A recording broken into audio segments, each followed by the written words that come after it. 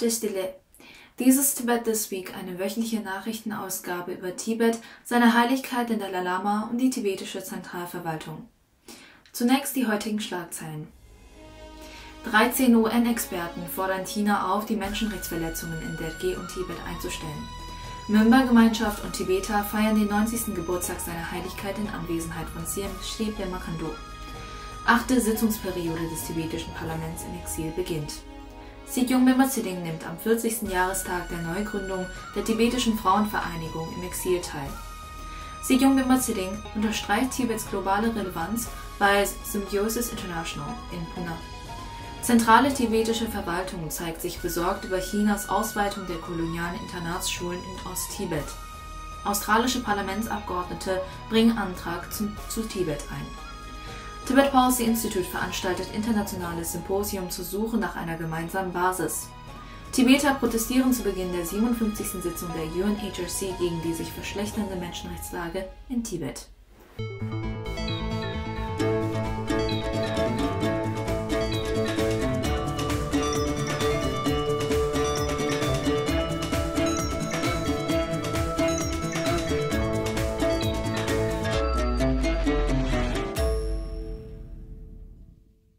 13 Mandatsträger des UN-Sonderverfahrens haben ein Schreiben an die chinesische Regierung gerichtet, in dem sie ihre große Besorgnis über die weit verbreiteten Menschenrechtsverletzungen und das harte Vorgehen gegen Tibeter zum Ausdruck bringen, die sich gegen das Wasserkraftwerk Kamdo im Bezirk Derge in Tibet aussprechen.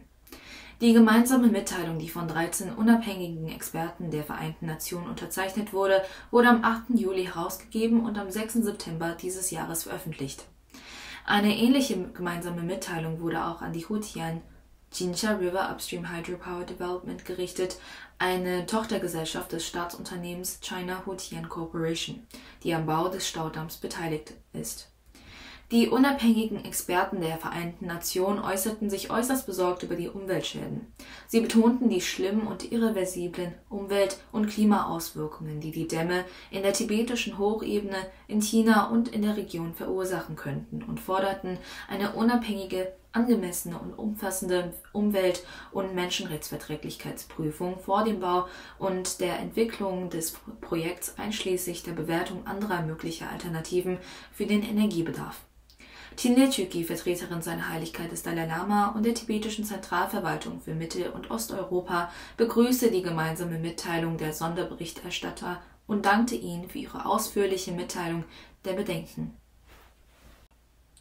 Am 7. September hat das Volk der Mymba, die größte buddhistische Bevölkerungsgruppe im indischen Bundesstaat Arunachal Pradesh, seiner Heiligkeit dem Dalai Lama im Haupttempel in Ramsala eine Zeremonie des Langlebensgebets dargebracht. An der Langlebensgebetszeremonie nahmen auch der Ministerpräsident von Arunachal Pradesh, Pema Khandu, und eine hochrangige Delegation seiner Regierung teil, die zuvor eine Audienz beim Dalai Lama hatte. Seine Heiligkeit bedankte sich in seiner Ansprache bei den Organisatoren und der Bevölkerung von Mön für die Denshu-Opfergabe und sagte, er erinnere sich an die Menschen von Mön, die ihn grüßten und ihm tiefen Respekt zollten, indem sie ihre Köpfe an seinen Füßen berührten, als er Tibet verließ und nach Indien kam. Seine Heiligkeit sagte, er sei sehr bewegt von der Hingabe der Menschen in Mön.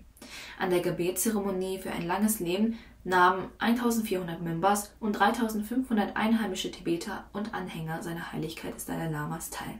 Nach dem Abschluss des morgendlichen Denshu am Sulakang versammelte sich die Mymba-Gemeinschaft von Arunachal Pradesh zusammen mit tibetischen Einwohnern und Anhängern seiner Heiligkeit des Dalai Lama, um das Zusammentreffen dreier glücklicher Anlässe zu feiern. Jahrestag der ersten Dharma-Unterweisung seiner Heiligkeit des Dalai Lama an die Menschen in Mönyül seit dem Exil seiner Heiligkeit in Indien, der 341. Geburtstag von Yawatsang Gyatso, dem 6. Dalai Lama, der in Tawang geboren wurde, und der 90. Geburtstag seiner Heiligkeit nach dem tibetischen Mondkalender. Gyabje Yongsi Ling Rinpoche nahm als Hauptgast an der Feier teil, zusammen mit dem ehrenwerten obersten Minister von Arunachal Pradesh, Sri Pema Khandu, der von dem Parlamentsabgeordneten Sri Tabir Gao, dem Co-Vorsitzenden des parteiübergreifenden indischen Parlamentarischen Forums für Tibet, Sri Basant Doji Sona, dem Bildungsminister der Regierung von Arunachal Pradesh und Abgeordneten aus Arunachal Pradesh begleitet wurde.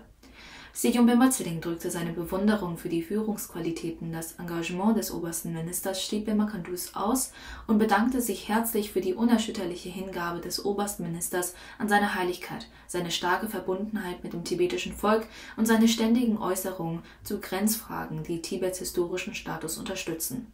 Der ehrenwerte oberste Minister Shrip Pema-Khandu wies in seiner Ansprache auf die besondere Bedeutung des Tages hin und bedankte sich bei der tibetischen Zentralverwaltung für die herzliche Gastfreundschaft. Er verwies auf seine Besuche im tibetischen Parlament, im tibetischen Museum und im tibetischen Institut für darstellende Kunst, die das reiche kulturelle Erbe Tibets verdeutlichten.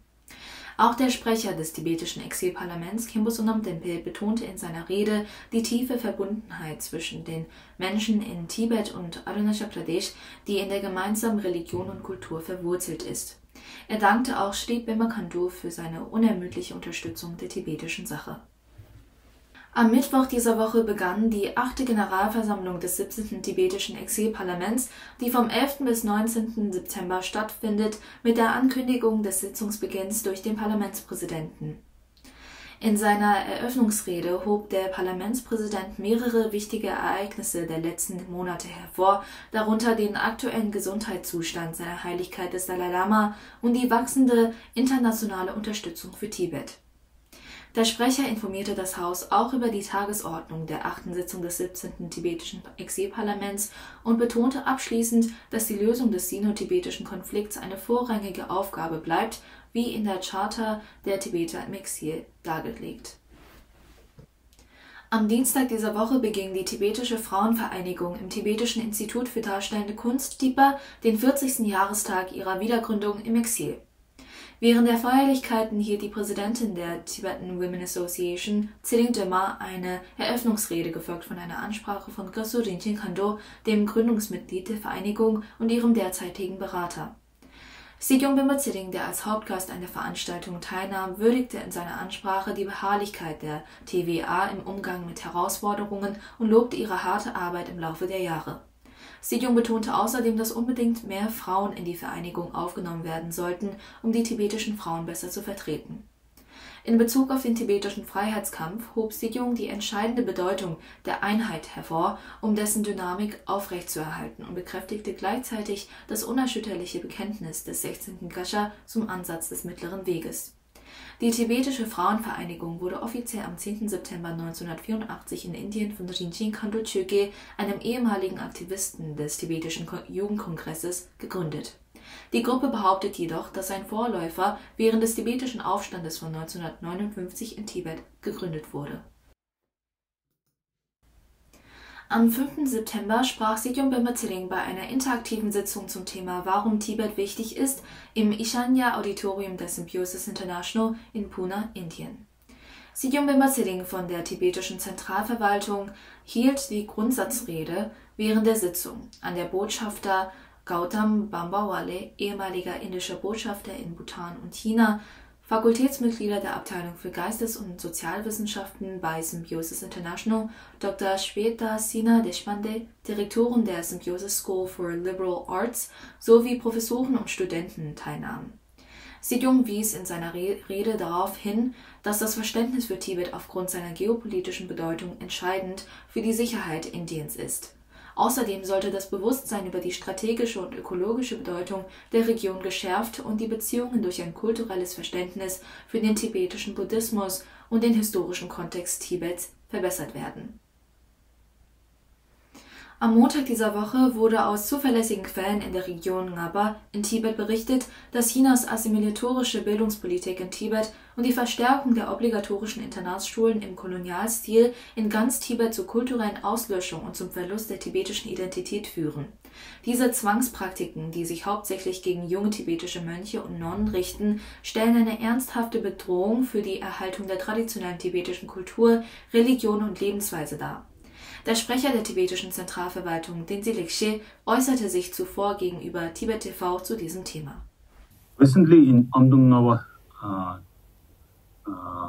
in Kitimun Monastery and two other monasteries in Zoge zone, more than 1,700 novice monks and nuns were being forcibly discharged from the monasteries and then enrolled without consent and the wishes of the monk and their parents in the Chinese government established colonial-style boarding schools.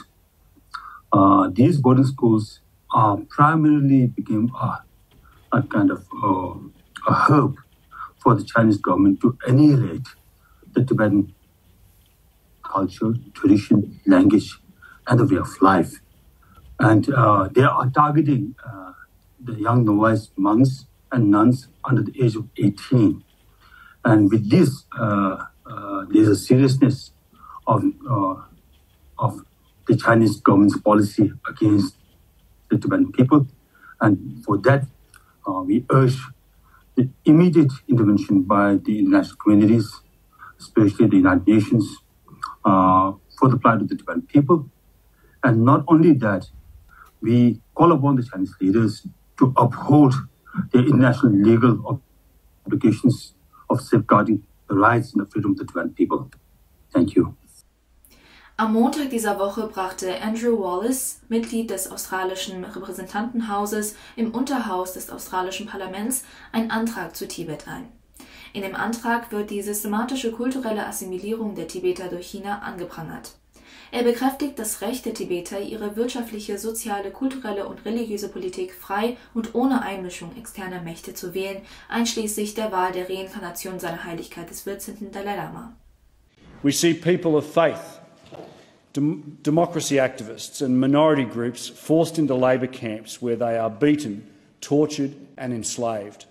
And now, while the CCP seeks to crush Tibetan identity and aspiration, we see the most basic tenets of the Tibetan Buddhist faith under fire.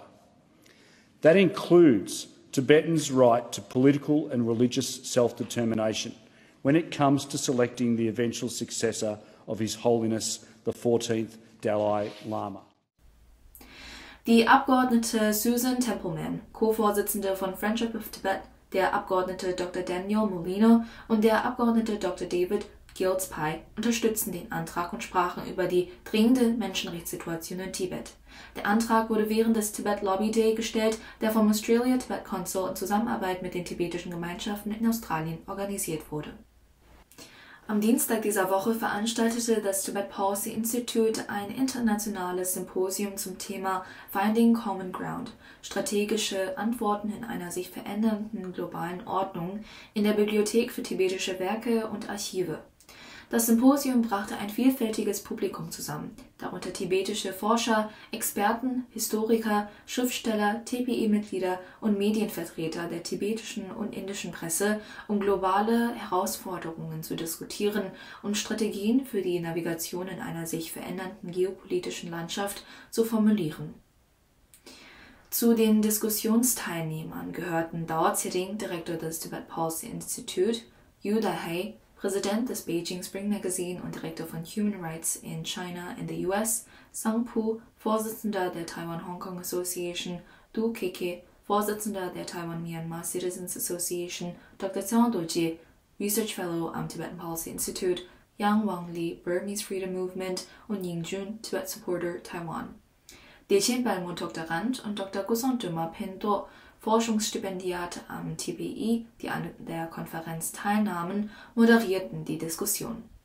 Direktor Dao Tsering erklärte in seiner Eröffnungsrede, dass das Institut dieses Treffen organisiere, um Ideen und Erfahrungen über die Formulierung neuer politischer Maßnahmen gegen China in einer sich verändernden internationalen Politik auszutauschen. Das Institut möchte mit gleichgesinnten Gruppen zusammenarbeiten, um China zu konfrontieren und sich dabei auf die Suche nach Gemeinsamkeiten und gegenseitiger Unterstützung zwischen Tibetern und Einwohnern Hongkongs konzentrieren.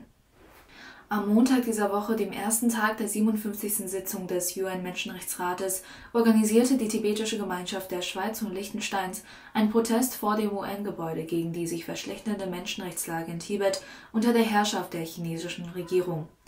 Der UN-Advocacy Officer Phuntsho Topgye vom Tibetbüro in Genf sprach über die aktuelle Menschenrechtssituation in Tibet und erwähnte insbesondere, dass 13 UN-Sonderberichterstatter einen wichtigen Schritt unternommen haben, indem sie einen Brief sowohl an die Vereinten Nationen als auch an die Huatian-Chincha River Upstream Hydropower Development schickten, indem sie ihre tiefe Besorgnis über den Bau des Kamdo-Wasserkraftwerks im tibetischen Gebiet zum Ausdruck brachten. Der UNHRC hält 3-mal im Jahr Sitzungen ab und die 57. Sitzung findet in diesem Jahr vom 9. September bis zum 11. Oktober statt. Vielen Dank fürs Schauen und bis zum nächsten Mal.